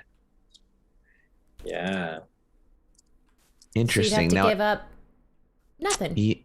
Yeah. Oh, that's right. You'd have to give up your shield. Right, I have to choose one. Interesting. So there's a block factor on this too. Do I have to have the block skill for that to be usable? No. Anyone you can. That just would mean you'd get an extra dice when you're rolling block. So the way parry you've got parry on your iron sword, or you've got block on your shield. The way that works is if you take a bunch of damage from a creature, and you're like, I don't want to take that, it's too much, you can decide to not attack, but to block or dodge or parry instead. The shield is a very easy block. Right. One circle. So it takes your turn, essentially, during that rotation. But you're thinking, okay, maybe the 2 of you are together in a dungeon and you've taken a load of damage and you're like, okay, I'm going to block. Can you do? Sure. You attack. Great. Okay. Gives you a little bit of a breather, maybe. You can also not attack and rest instead, in which case you regain 2 stamina and 2 magic. Oh, okay. But not health. So, and you can use your potion at any time if you are about to take too much damage. And a very quick note, if you have a look at the Imperials health track, there's this little counter here. I saw that. Just before the end. That's called the last or final wound. What it means is you can't take enough wounds that would take you past that point. You always stop there. And then, so it gives you a chance to go, okay, I'm going to leave the dungeon. I'm not going to do this. Or I've got this. I'm going to take a risk. But then it's on you. But what happens if you die? You don't lose all your stuff. You just respawn in that space at the end of the turn. And but then you take an event card immediately, which probably gives you some threats, and also you draw a threat for every player in the game. So it's It's not good to die, but it's also not annoying. Okay. I always hate it, if you die and you just lost that cruise. Yeah, it's catastrophic. Yeah. Falling down mountains was my experience in Skyrim. Yeah. Okay, so you need to. I'm going to put the Marash's sword in your backpack. I mean, if only you knew someone who's really good with 200 swords, and man, I'd have to find somebody. I would have to trade. So, okay, you've sorry about that. So you've done you've both done your quest this turn, and now the turn is over, and we're going to move the first player marker to the Imperial. Do you want to draw an event card? Yes, I do. So top deck here. Yeah. It's the Skyforge. Ooh. The Skyforge lies dormant. Still, you can forge some weapons with it. So we go to Whiterun. We can use the forge there. We'll roll our smithing skill +3. If we get 3 circles, we can also, if we don't get 3 circles, we can push with a ore. And then if you succeed, we get a treasure. Ooh, love it. Treasure. Really cool treasure. And you get to shuffle 150 with the top 4 cards of the deck, which is another quest. This is a storyline, the Skyforge. But if you fail, something horrible goes wrong. You blow up the Skyforge and you degrade Whiterun. Oh no! Why would you degrade Whiterun? It's like the ultimate distraction. That really feels in line with what the Imperial's all about. Yeah. Okay, does this make me first player this time? No. You already moved it. Just kidding. Yeah, no. So, well, you both move together. So, where do you want to go? Do you one? Oh, that's not me. Want to do your another dungeon together? We could do another dungeon together. So, who gets treasure at the dungeon? The first player? No, usually it's the person who kills does the final killing blow to the last encounter. But if someone has got you can choose. And then of course it's up to you to trade or not trade. Right. And then this yellow one here, that's for Becca's quest, right? Mm-hmm. Yes, that's right. Becca, can you get there with your horse? Because I could meet you there. We could do that dungeon together. I can only get to where you currently are, so you'd have to backtrack for me. Oh, the horse doesn't increase your speed? It does, but it's just by 1, and I'm 5 away from you currently. Oh, nice. Okay. You have an option. If you're in a town and you've got money, you can use a cart to get around. It costs 1 septim for every hold that you cross, not including the one you're in. So, for example, Becca, you could go from Winterhold to Solitude and it would cost you 1, 2, 3 septims. But you don't have any money, so it's not an option at the moment. Don't I have 5? Oh, no, sorry. I was looking at the Imperial. You do have 5. My apologies. Yes. But I don't want to spend them on that. I can walk. No. Yeah. And you got a horse. You got a beautiful horse. Yeah. Make him walk behind a cart. When you can race through the halls of Skyrim with the wind in your hair. Let's see. This is the second most powerful type of dungeon, this beige one. Yeah, so I don't want to go there. That's the 4th most powerful. So let's see. What about 1, 2, 3? And that's the most powerful. Oh. Yes. Yeah. I mean, there's a tomb here you could try, which 1, 2, 3, 4. You could get to this tomb. Okay. I just want to make sure that I can make it to my goal in 5 moves next time, and I totally could. So 1, 2, 3, 4. What up, teammate? As you arrive, if you want, you could. The Imperial could donate Morash's sword to the Nord to help with the fight ahead because it's going to be tough. Donate. I love this verb. You could, maybe it's a loan that could be repaid in time. Yeah, I think it's actually another entrapment where it's like free sword on the ground and then she gets another bounty put up by me. That is better than my iron battle axe. I would trade an iron battle axe, which seems to be worth more for trade-in. Yeah, he could. Well, that's the point. You can't actually sell Morash's sword because imagine if you sold your best friend's sword. And oh my gosh, Morash would be so pissed. Yeah, give me that axe because I'll sell it for some crystals. Yeah, this feels fair. I mean, it's definitely a better value attack-wise. Love it. Yeah.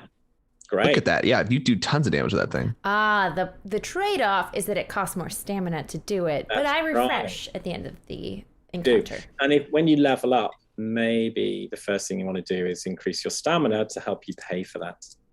So that might be one idea. Yeah, I'm only I've got 4. Yeah, we're 3 away. 3 away. Yeah. But you're about to walk into a dungeon. Dangers. Right. So first of all, looking at the dungeon challenge, we've got an undead. And then the next room is a human. So let's see what they are. You ready?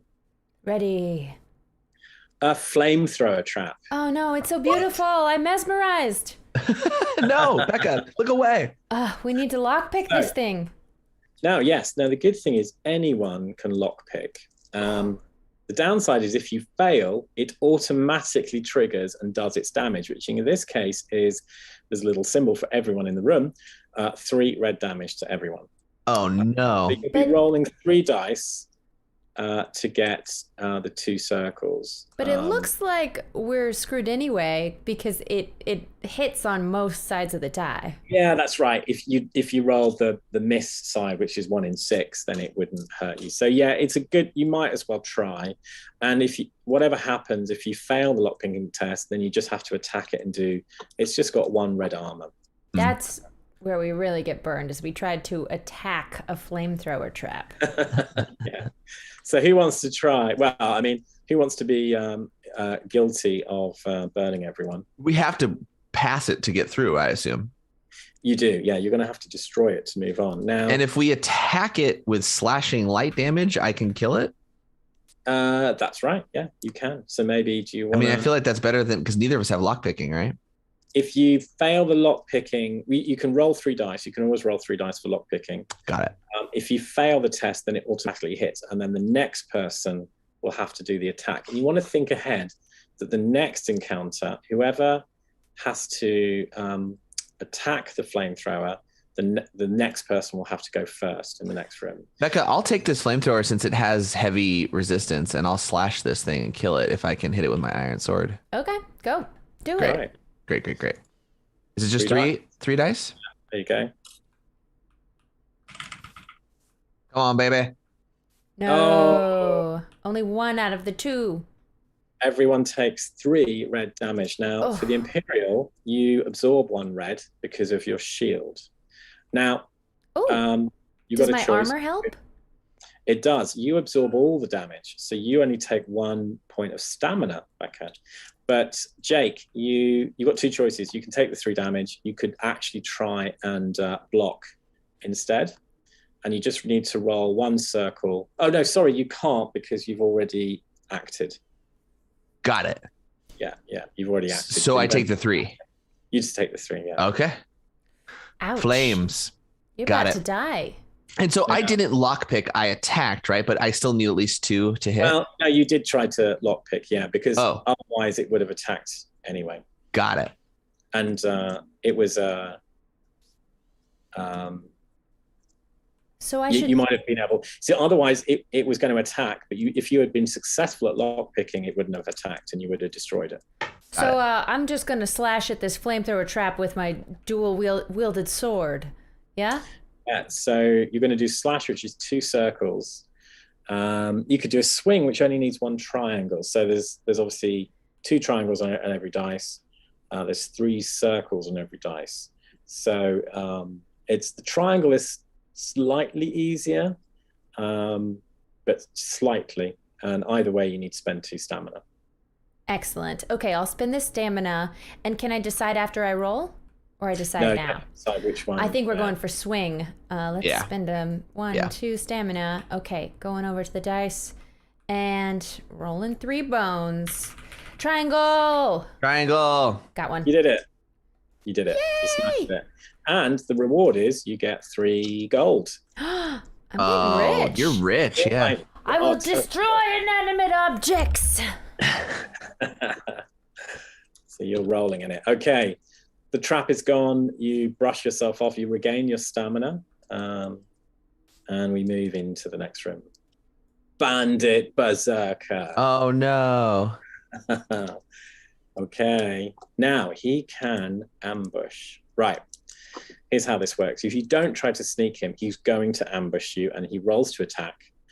And then a normal attack round starts where he rolls to attack. And then, one of you fights back. But if you successfully sneak him, you stop the ambush and then you go for the next person will attack as normal. It's three circles to successfully. That's a lot. Sneak. And of course, if you Jake move. fail, he automatically gets his swing attack. Whereas, as you can see, he can only attack on 3 symbols. He's only got a 1 in 2 chance of hitting. So I've never heard the phrase only 1 in 2. Yeah, but if you fail the sneak, he 100% hits. Right, and I only have 1 hit point left, right? Well, you will only drop to that final wound. Right. Let's live life a little. Let's try and sneak. So I have stealth 1, so I get 4 dice. Oh yes, you do. Yeah. Great. Come on, baby. It could happen. Yes! Oh, you did it! Wow. Well snuck. I'm guessing you're going to do the slash attack. That is correct, Chris. I will be doing the slash attack, which takes heavy damage. Yes, that's 2 damage. So you cut him down in size. So he's only got 2 yellow left. He's now a half a bandit berserker. Okay, Yes. so he didn't get the ambush on me either. Is that right? You didn't get the ambush. So now it's a normal round. So that really worked. And so, Becca, you need to... Well, first of all, Jake needs to roll the attack for the bandit. Yeah, if you could not roll the things that would hurt me, that'd be good. Working on it. No, that's a swing. Well, good news, though, Becca. You have armor. Well, except as you can see, the swing does 1 red or 1 yellow. He will do whatever is worse for you. Oh, what a jerk. Rude. That means you're going to take 1 wound because it's 1 yellow. Got He it. probably doesn't like horse thieves, so. Yeah, maybe it was his horse. Oh, it takes it very personally. My I get brother's it. horse, I can tell. It's got the spot on the Fair. All right, well, I'm coming back at him, and I think he looks... Oh, his health is currently at 2. Yeah, so if you don't want to do the 3 yellow, because 3 minus 2 is 1 damage, you won't kill him. If you want to kill him, you need to do that 5 red, and you need 2 circles. Why is it -1? Sorry, because he's got yellow armor, and your swing attack does yellow damage. You would take that 3 damage that you would do, subtract the 2 yellow health he's got. You only do that, leaves 1. And his armor is represented by the symbol on his starting health number. Okay, I see. So we're gonna go all red, and that means I need to roll 2 circle symbols. Yeah, you can do it. I can do it. And it's 3 dice to start with. You can push if you need to. We'll see. We will be pushing. You will be pushing. Now, that costs you 2 stamina, so you need to move your stamina down. Uh-oh. Right. You can push up to, there's these little 2 dice symbols here that are kind of red, green, blue. Uh-huh. That means you can push up to twice. Each time you push costs whatever resource you use to fight. So in this case, to roll an extra dice costs 1 stamina. So you spend a stamina and you can roll 1 more dice. Now, that won't do it. Well, you can push twice. So, well, here's the thing. You can spend, next turn is going to cost you 2 to attack, but you're going to have to spend 2 stamina to get 2 circles. But you only need to spend 1 to see if you've got a chance, because there's no point spending both. Thank you. Yes, right. That makes sense. If you miss on the first one, then you can't. There's no way of getting a second circle. Understood. Okay, so here we go. Circle. Got it. You did it. You got 1. You need to push again. Okay, spending my final stamina. Pushing your luck. You gotta. Believe in you. Hold on, let me just square it up, look at it, straighten its triangle face. Okay. Circles. Got it. Wow. Nice. As the dice. He's gone. 5 red damage. Goes straight through. So, if you killed him, you see this little line of rewards. You get the first reward. And if there were several, then it goes around the table, people pick. But you get the first one, which is 3 more gold. God, wow.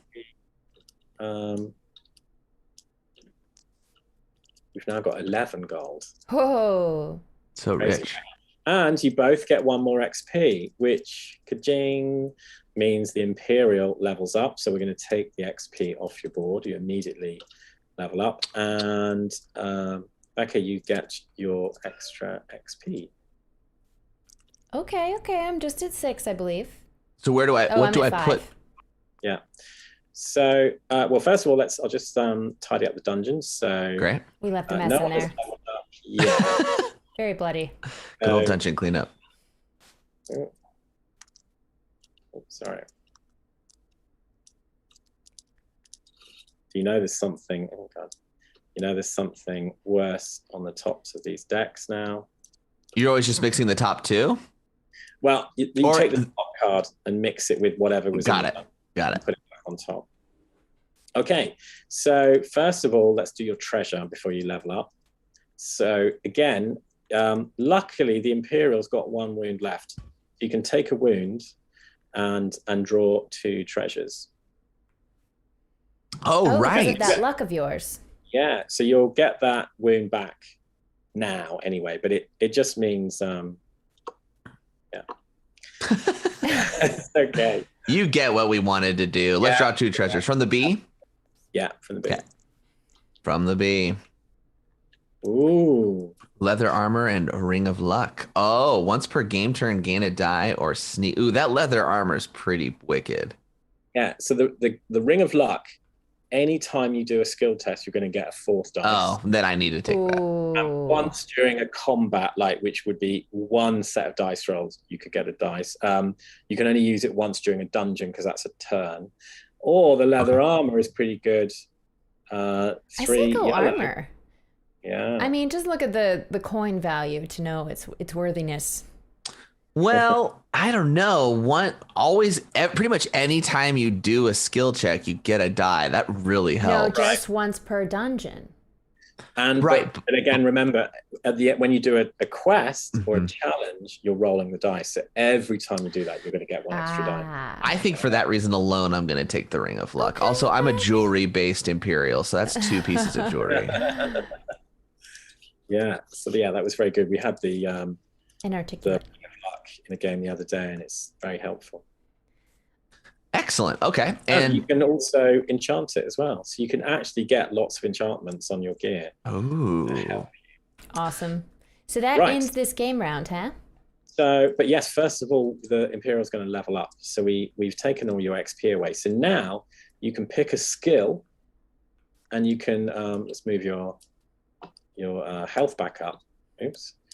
And you need to pick one of your attributes to increase 1. Okay, we're going to do health. Yeah. There you go. And which skill do you fancy? If you come up to, there's a whole lot of skills to pick from. There's lots of choices. I mean, block, I think, is what I want to combo up pretty quickly because my Imperial has after learning block, if I have a shield equipped, I gain an additional heavy armor blocking or heavy damage. And block also gives you, by having the block skill, if you have a shield, you also gain 1 red and 1 yellow armor. So you're doubling down on that. Now, if I choose, that's really cool. Now, if I choose one of the spell things, I need to actually have a spell to be able to use it, right? That's right. Yeah, you don't get to. Right. You need to find a spell. You could get the basic spark spell in the stock equipment, but it's not as powerful. It's a way to go. It's a good chance. It's a very good choice because you're using your character's abilities that give you more power as a result. So that's learning block. You are going to gain an extra red. This reminds me so much of Skyrim. It's great. You incorporate the more use of it to incorporate leveling it up even more. That makes sense. Funny how a thematic game works like that. Yeah. So now, as you can see, you gain a red armor and a yellow armor from your block skill. You've also got it. So you're now protecting 2 yellow and 2 red. Plus, after learning block, the Imperial has an extra red if the shield is equipped. So you're now protecting 3 red and 2 yellow. Solid. Very happy. Okay. Right. You've leveled up. You've done your dungeon together, and we're going to move first player back to Becca. That means it's time for an event. Yeah. Here we go. Oh, it doesn't say whether it's world or action. Vampires on the road. Our time has come. Move 1 vampire token toward the nearest stronghold. If it reaches the stronghold, degrade it and remove the token. If there are no vampire tokens on the board, place 1 on a wilderness space and gain 2 threat. Yeah. So this is cool. This is the wandering, roaming monster card. The guys keep telling me, I keep saying wandering, and it's actually roaming. So just up where the counters are, you can see some of the roaming monsters. We've got vampires, Daedra, trolls, dragons, Dunmer cultists, and Thamor justiciars. So get your hand out of there, Jake. I'm looking. So do you want to, let's grab a vampire. There we go. Oh man, my hand does look huge on your screen. I see it now. Yeah, you can change the size of your hand. I tried. It didn't let me get smaller. So you want to do some hand workouts. You've got to find a wilderness space to put that down somewhere. Somewhere ideally a bit further away from a hold. Now, when you say hold, what does that refer to? Sorry, stronghold or a town. Got it. Okay. Meaning a named place, eh? Yeah. So there's like a couple here that are further away, because if a card makes it move, good I like plan. that one way far away. Let's put the vampires down in the rift. Riften's burning anyway. They're kind of unstable. Sorry, Riften. So, and it's also got two sides of this. If you actually flip the token. So there's two possible vampires you'd have to fight. You can't move through that space without fighting the vampire, and various cards are going to get it to move. So we're going to put it in the discard and get 2 threats. Uh-oh. Should they go on? There's that threat. How about one on my quest and one on Jake's? Sure. Now, Jake, you could put it on your side quest if you want. Depends which one you think you're going to do next. You can help that guy with back problems? Oh my gosh. I have to find his old assistant who was used to carry his luggage. Yeah. Theoretically dead. Like, odds are. Right. So it's the new turn. Fresh new day. What are you going to do? Oh, I'm going to my quest. I'm a yellow player. I'm 5 away, and I have a horse that'll take me there. 1, 2, 3, 4, 5. Perfect. Through solitude. Great. What about you, Jake? Well, I can get some muscle for hire over in Windhelm, huh? Yeah, you're now, when it says here that I roll stamina, I roll my stamina stat, which would be 5 dice. Yes. Problem is I can't push because I don't have any herbs. You do. You've got 2. I do? Check your herb pouch, sir. Oh, those are herbs. For some reason, I thought those were money. Great. I do have herbs. We're going. No, you're completely broke, but your pockets are full of herbs. You are filthy rich. I just think herbs are money. That's how poor I am. Okay. Trading in herbs. Into Windhelm. Right. Okay. Yeah, there's a Magic Mike's location there where you can get some. I'll do some dancing quests. Mm-hmm. No, that's where you hire your mercenaries. Oh, gotcha. Yeah. I thought you were offering me other side quests. So we're going to jump back to Becca because you're first player. And do you want to read your main quest? More than anything. All right, so we're still looking for, these clean hands. I'm hiring some people to find that lady that with the name that starts with M we can't find.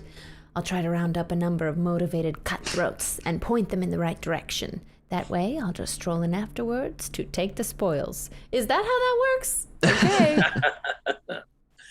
You try and take their treasure and they're going to fight you, but sure. I'm going to hire mercenaries. I will roll 3 dice, and then I could add speech. Jake's got that speech. I don't have it. And then I want to get 3 circles. But I'm definitely spending money to push. I mean, we'll see if I need it, but... Yeah. You got plenty to push. You can literally roll 11 dice if you really want to. Yeah, you're... Got it first time! Wow. Rich get richer. Okay, I'll flip the card. What happens? My negotiation skills save the day. Gain 2 XP and 1 A treasure. Wow. Place 1 marker next to solitude, which is right next to where I am. The mercenaries make a quick job of the bandits. They also take most of the treasure. However... Could have guessed that. I find disquieting evidence regarding Moiva Karnai. And I need card 180. Yeah, we'd actually get rid of the first 181, 182. Oh, they've already been used? I see. We're on similar quests. We're all looking for Moiva. Yeah, that's right. Sorry, it's 181 you actually get. Destroy the blades. Here we go. All right, we found the evidence, but first should I get this XP and the treasure? Yeah. I've just given you XP, which means you're going to level up. All right. You need to come and get an A treasure. Okay. Here I come. Back here. Ooh, so I flip 2? Just take 1. That's because it's the Imperial has the luck. Okay, look fancy. That. Ebony armor. Whoa. We are definitely leveling up our armor. And then I get to put the other one in my theoretical knapsack and sell it later? Yeah, you always sell it, yeah. Okay, love it. Love it. New, fresh armor. And I turn my card upside down. It's fine. Let's move it down for you. Yes. I'm so strong. Very cool. That's heavy. And just about interesting. If you had failed, they would have taken apart one of your pieces of equipment as payment, and a blade would have died. But you still. Oh no! Oh no! The reason I didn't give you 180 is when you're playing with less characters, you actually remove a number of cards from the sort of final evidence cards. Got it. Well, now it's my moment to level up, eh? Let's move this down to your turn. And now you need to level up. So I'm just going to reset your abilities. I'm definitely learning two-handed. No ifs, ands, or buts. Easy. Yeah. Let me go and get that for you. It's what I do. It's going to give you an extra dice in skill tests. And I Very nice. also get to move one of my regular attributes up. Okay, more stamina. Definitely. And just out of interest, when you've learned all 8 skills, that doesn't stop. So the 8th skill would cost 14 XP, but you can carry on. What you start doing is turning over the skills to be legendary skills, and legendary skills give you, in that case, 2 dice. And as you can imagine, more powerful equipment will do a lot more damage and will take more difficult dice combos. The other cool thing is in the GameFound, we've got a GameFound exclusive expansion. It comes with all the base games, and it's called Legendary Encounters. So what happens is the first time someone levels up their skill to be a legendary skill, you draw and add a legendary enemy, a legendary encounter to the dungeon decks, and they're very, very dangerous and powerful boss villains, like a whole centurion, a Dwemer centurion army, or a arch necromancer, and so on. Love it. Astronaut. When does the GameFound run? It's running until the 5th of December, Sunday the 5th of December. So we've got about 2 or 3 weeks still to go. Awesome. If you're watching on YouTube, you'll find a link in the description below. Cool. Right. So, and the other thing is, if you get a legendary encounter, you also get a legendary reward. So there's all sorts of very powerful artifacts to recover. Oh, very nice. So let's go back to the action. Now you've added this counter next to Solitude, which is one of the kind of gathering evidence about what's going on. And may I read my Destroy the Blades evidence card? Yeah, just read that. Moiva's on a campaign to seek and destroy all blades residing in Skyrim. I mean, arguably on a quest for peace. Kind of get what she's going for here. Anyway, she's got the resources to hire a small army across the province. Objective: don't flip this card until instructed by the player who draws 183. Okay. New objective for me then. Yeah. So, meanwhile, you're on the other side of the world doing your personal quest. Yeah, we're gonna get this muscle for hire here. You're in. Where did you go? We're in Windhelm, actually. Windhelm, yes, that's right. Sorry, not the personal quest. You're on your main quest. Yeah. Talking with the locals at Candlehearth Hall, I meet Stenvar, a young, motivated sellsword who is more than willing to do my bidding. He would first like to challenge me to a fist fight. To make it more exciting, the winner will win a few coins from the loser. So I'm like, hey, I need to hire you to use your muscles. He's like, prove that you're worthy of hiring these muscles by punching them. Okay. Seems legit. Seems like he knows what he's doing. Oh, Stenvar, you young, motivated sellsword. All right, so I do my stamina roll, which is currently at 5, right? It is, yeah. And you're looking for 3 circles. Yeah, but I have the Ring of Luck, so you do. I get 6. And you have plant components. So, right, I can push if I need to as well. Yeah. All right, Stenvar. Why is your stamina at 5? Never mind. All right, here we go. Bingo. No, I got it, I think. You did. You got it 3. Yeah. So we flip this over and we say success. Stenvar laughs as I punch him in the face. He lies bleeding on the ground. Gain 5 gold. What is the currency again? Septims. Yeah. And 2 experience. And place my quest next to Solitude. Uh-oh, we've started to close Solitude. Oh, you're about to flip the card I need. Or maybe you'll get 182. Okay. Yeah, just... That's true. The Dunmer at the new Nisus Corner Club are no match for Stenvar. He wreaks havoc until the guards come and arrest him. I have plenty of time to search the place. I find Moiva Karnai's room inside on the 3rd floor. There's a document that sheds some light on the Khajiit's activities. 180. There we go. And it happens to be 183. We found the Thalmor, an evidence card. Moiva Karnai is definitely working for the Thalmor. The organization has no right to operate in Skyrim. The High King needs to know about this urgently. Gather all players in Solitude, then flip the evidence cards you have. Is anybody starting to think that we're on the wrong side if we're on the side of the High King and she's trying to eliminate the violent actors in Skyrim? Yeah, we're members of the Blades. Okay, just checking. Yes, we are on the wrong side. But maybe there's wronger sides. Hey, but I got a horse out of it, so I'm okay with this. Bottom line, you're up a horse. All right. So cool. That's the end of this turn. The first player marker moves to the Imperial. Jake, you need to draw an event card. Great, let's do it. Mists are clearing. Oh. Daedric Invasion. Move 1 Daedra token near the nearest stronghold. If it reaches the stronghold, degrade it, remove the token. If there are no Daedra tokens on the board, place 1 in a wilderness space. I'll get you 1. So does this replace the vampires? No. The vampires are also there. Sorry, I mean, it goes in the discard is where it goes, right? Oh, yes. Sorry, that goes, yeah. Yeah, and then, okay, so this is how we get populated with, like, roaming monsters, right? Yeah. And then obviously chapters, they'll be appearing and moving. At the moment, it's just appearing. You typically have 1 at a time, but you can have multiples of them moving around, and you have to start acting to destroy them. So you need to think which. Oh, I need to choose the place where it goes. Yeah. Oh, stay away from me. Well, let's put him down here near Whiterun area. Yeah, that's pretty safe. Yeah, because we're going towards Solitude.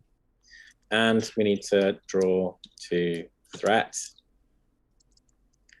So where do you want to put it? Oof. I mean, we're so close. I'll put mine on the my Thalmor quest. Honestly, we can take some threat. We're doing so good. Yeah, you can handle it. Handle it, Becca. Do you want to take one too? Oh yeah. That one, I know, not really, but it's going on my horse. So if you like, Jake, you could even take a cart to get to Solitude if you want to get there. I was actually gonna just suggest that. Yeah, I have the money to take the ride there. So it's 1 septum for each place to skip. Each hold, yeah. It doesn't include the one you're in. So you'd be crossing the Pale, then Hjelmarch, and then Haffinger. So that's a total of 3 septums for 3 holds that you have to cross. So great. Doing that, let's do it. Spend the money. Gonna give you your change. Thank you. I'll move my figure over to Solitude, and I will await Becca I'll wait Hemsworth at the front gate. So okay. All players have gathered. Yeah. Are you going to join? Oh, I'm just 1 space away for sure. Yeah. Okay, so when you arrive there, you should gather all players in Solitude, then flip all the other evidence cards. And you have an evidence card too, right? I do. Great. So let's read yours first, Becca. You know what? Turns out it's Moiva. The evidence I collected points toward a foreign power using the services of Moiva Karnai. Gain 4 XP? Oh, you leveled up again? No. Yes! Yeah, you did. But you just got nice. A total of 9, which means it gives you another. You can't get more than you need, so you gain another level up. Whoa. Pretty cool. Very cool. Oh gosh. So you pick another skill, and you can also bump up one of your attributes again. Okay. Let's see. If I were to get sneak, yeah, smithing seems cool. Yeah, because that's going to help you upgrade your gear. Because look, it costs 4 ore to upgrade the ebony armor. That would mean it's only 3. Ooh. Awesome. Okay, I've got smithing in my hand. And then I think I think I'll take the HP, the health. Yeah. Why not? Yeah. Nice choice. We haven't had much use for the blue resource. What's that one called again? Well, I'm going to show you that in a moment. Well, that's Magicka. So if you had a spell, you would be using Magicka. And so actually a good strategy is to have a sword and a spell. And when you run out of stamina, you switch to the spell to attack. I see. But I wield two-handed, not my style. I know.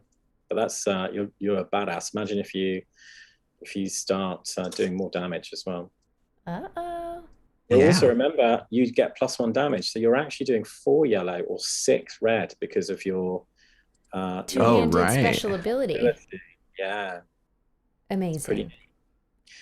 Okay, so the Imperial, you need to read your card. I gain 2 experience, and if there are at least 2 quest tokens next to Solitude, which there are, we draw 210 and read it out loud. Okay, see what you get. Right, here you go. All right. 210. You listen to the High King. The Thalmor shouldn't be operating in my kingdom. But you don't know, do you? The war's over. The Dominion and the Empire have signed an armistice. The Blades have been disbanded. I have granted you an audience out of respect, but you must leave my palace immediately. Take this, and may Talos watch over you. The High King gives you a sack of septims. Find a place to hide. The storm is coming your way. I must not have been checking fantasy Twitter. Each player gains 5 septims. Chapter 1 is complete! Place all the cards and surplus tokens in a different save game box for each player. Oh, there's a save game feature. Love that. You have these little boxes, and actually you could stop at any time. You could be halfway through the game and we're like, oh, wait a minute, we need to cook dinner. And there's like 7 people coming over, we've got to clear the table. We got Skeever Stew to get started. Oh, yeah. So you put all your counters, all your equipment cards, any quests you've got, threat tokens and so on in that box. And then if you're in the middle of the game, it doesn't matter where you are on the board, you can start in any of the towns. You also have a save game box for the board itself. So any threat that's on a town goes in there, any world quests that are out. Wow. So it tracks all that too. Yeah. And fantastic. Then when you restart, you can put that threat back anywhere on any towns. So you get a chance to reset things. Oh, I was going to. So is there a way to clear threat? Yeah, you can clear the threat by spending 5 septims in a town. So every 5 septims. You purchase to stabilize it. You're kind of like, helping fund the local economy. Exactly, yeah. Yeah. Paying for some skooma drinks to go around, calm everyone down. Calm down now, dear. Skooma! Placate them with alcohol. I get it. And for your character, you basically can move up your attribute markers 1 level for every skill token you've got. So if, for example, you've got the block skill, so you could move 1, but you could remember, wait a minute, I want health, I need that. Or you could go, well, actually, I'm going to bump up the stamina this time. Okay. So it's got a very simple way to That's kind of nice. There's not a permanency, because if you make some choices in the early part, you want to, Exactly. You might go, you know what? I've just realized it would have been make more sense. Now I've played the game a bit more. Love that. Fun. I'm going to show you, let's pretend that you got a bunch of soul gems and ore from some of those quests. As you can see, you guys were quite focused, but you could have been getting much more distracted. You were doing a few more side quests. You could have been picking up lots more components. So if you had, I'll just grab a few and then you can see what we're going to do.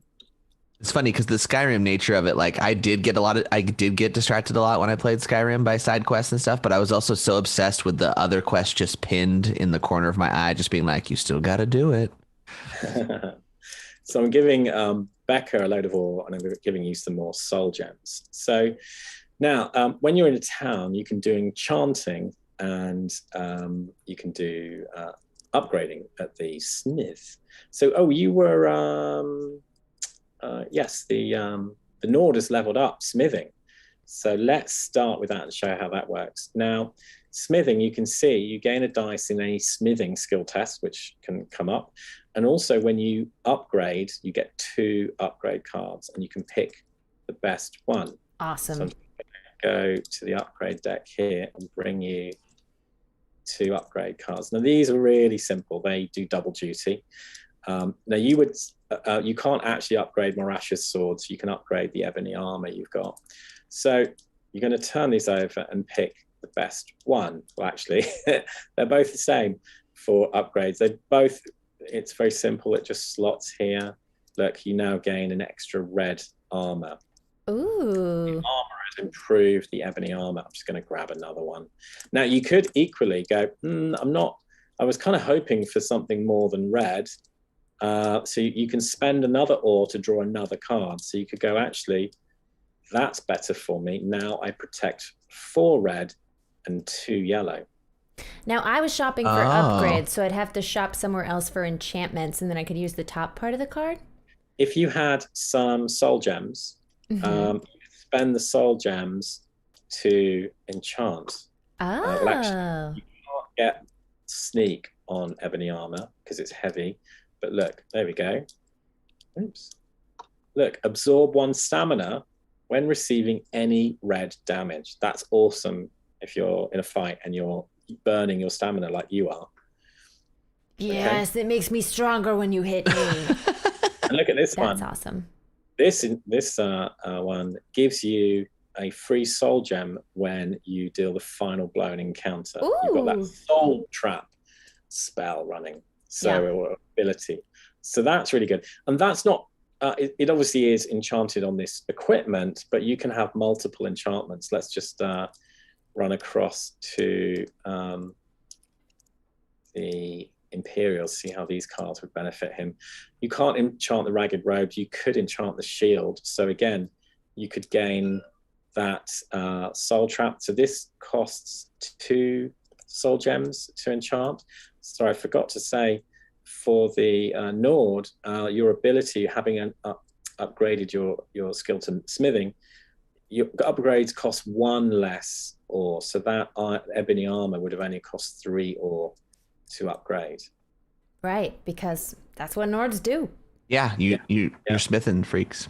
And the same thing for Imperial. You could, for example, learn enchanting, and that would also do the same thing. It would give you 2 draws of the card, and also it's 1 soul gem cheaper. So okay. You could enchant the Iron Shield to get Soul Trap. You could enchant the Iron Sword to get Soul Trap. Really, anything can trap souls if you enchant it right. Yeah. Now, the other thing you could be doing is, let's have a look at this. You might decide to upgrade your weapon. So this is super simple. Look, this now does +1 damage to the yellow attack for the Iron Sword. But you could have gone, that sucks. I'm hoping I can buy another one. So you pay another ore to draw another card. Look, you got +2. So the slash attack now does 4 red damage. And very simple upgrades. Either or, you could do that, or you could add red to any attack that hits if you use the bottom. Yeah. So when you do an upgrade, you have to choose, are you upgrading your armor or your sword? And so the weapon upgrades are always on this side. But as I said, when you've paid the upgrade cost, in this case 2 ore, you can pay a 3rd ore to draw another card. You could pay a 4th ore to draw another card, and then go, wonder which one is better for me. Do you want more damage on the yellow, because that's easier to roll? Right. Want a lot more damage on the red, which is harder to roll. But of course, combine that with a level up, which you just did. You could get your one-handed skill up, and that's going to make that easier. Oh, so, okay, that's so interesting how it just slightly, the placement of it aligns up with that second line. I see how you did that. Yeah. Very nice. Right? Beautiful. So you've got the option. And of course, imagine you could enchant your amulets. Oh, there it is. Yeah. This is one of the few times when Tabletop Simulator can beat the hard copy game with like clicking perfectly in there. It's very satisfying. Yeah, it's very nice. Yeah. So all kinds of ways to upgrade your character with unique abilities. Look, this muffle gives you an extra sneak ability. So you would be then rolling 3 +1 for your ragged robes, +1 for the muffle. I love the irony of the amulet of articulation being muffled. That's great. Very good point. Perfect. So, I think you've pretty much seen. Wow. I mean, we've only really tapped the surface of this, but this was great. Thank you so much for showing this, Chris. It was so nice having you as our guide and, like a dealer Vegas style. Really helpful.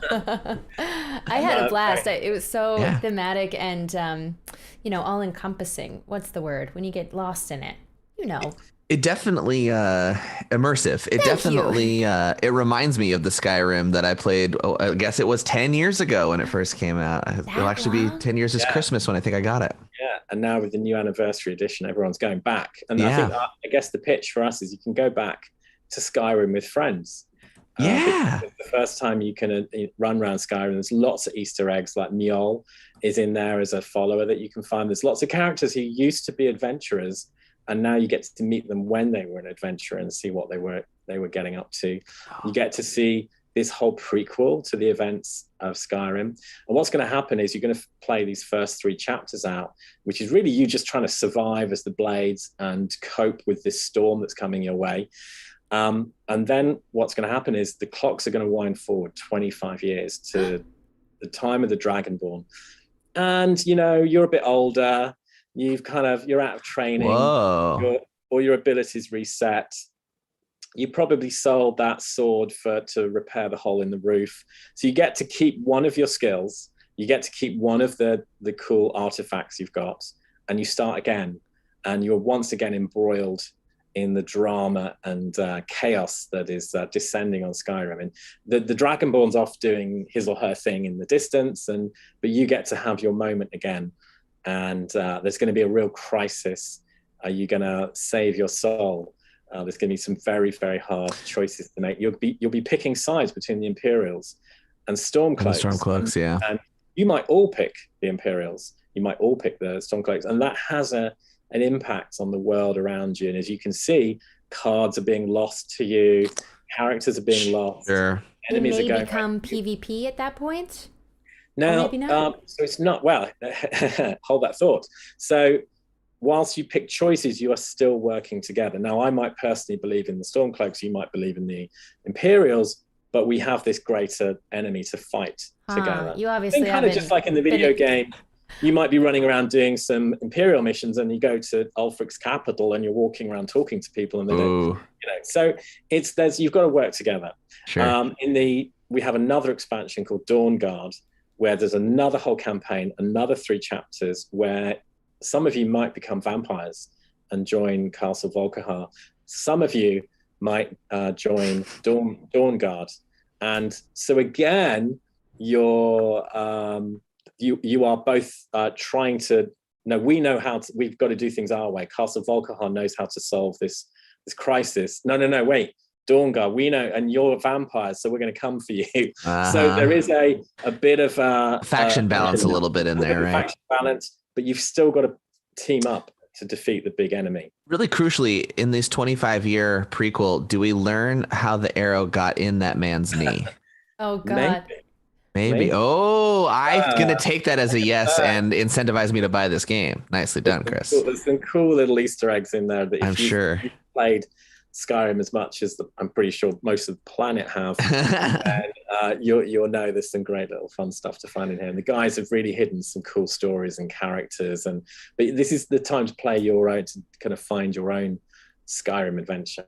Awesome. Chris, it's been so great to talk to you. I know that you have been bopping around all over doing all kinds of different streams and interviews. So let us know where else people can catch you. And also, I want to tell everybody one more time that the GameFound campaign is going until December 5th. So everybody should check that out on GameFound.